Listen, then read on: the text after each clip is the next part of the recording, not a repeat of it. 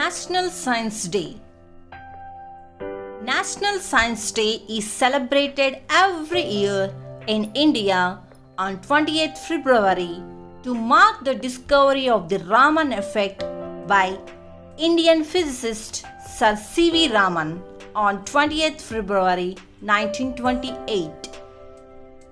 In 1986, the National Council for Science and Technology Communication asked the Government of India to designate 28th February as National Science Day.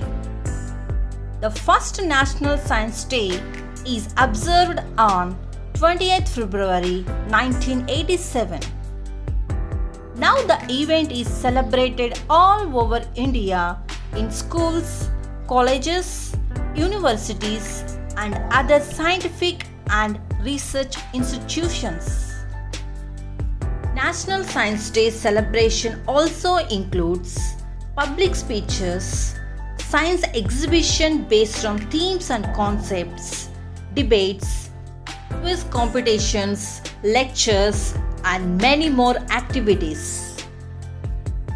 National Science Day is celebrated to spread a message about the importance of science used in daily life of the people.